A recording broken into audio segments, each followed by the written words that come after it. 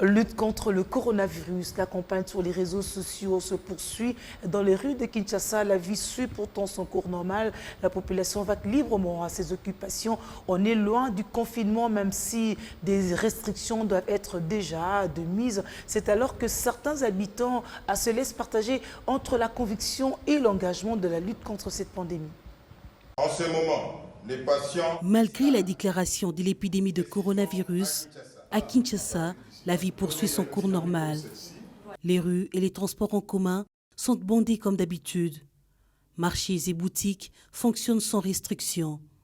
À l'exception des écoles, universités, églises, restaurants, bistrots et discothèques qui ont gardé les portes closes, conformément aux décisions annoncées par le président de la République en vue de réduire le risque de propagation de la maladie.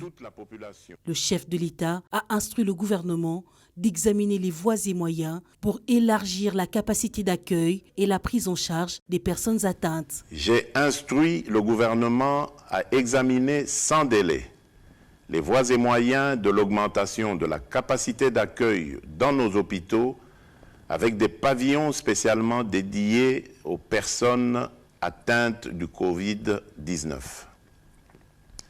Aux hôpitaux privés, je lance un appel à la solidarité en leur demandant de se tenir prêts à intervenir en cas d'aggravation de la situation. Entre-temps, l'Organisation mondiale de la santé appelle les pays africains à se préparer au pire. Même si nous considérons que ces 233 cas sont vrais, nous devons nous préparer au pire. Le meilleur conseil à donner à l'Afrique est donc de se préparer au pire. Face à ces mesures de restriction, la population balance encore entre incrédulité et engagement. Nous pouvons considérer ces mesures, c'est très important. Tout le monde doit prendre ça en compte. Mais aussi les gens qui travaillent, par exemple, dans nos frontières, ceux qui sont en mesure de faire entrer les histoires, les produits ici en RDC, dans nos frontières, doivent aussi respecter. Pourquoi nous disons ça? Parce que les gens qui travaillent dans nos frontières font une certaine magouille.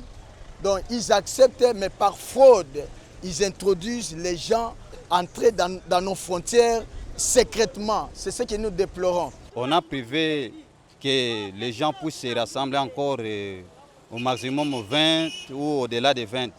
Mais je viens de constater que dans les marchés, il y a l'accomblement. Vous allez voir même dans les magasins, en cours de route.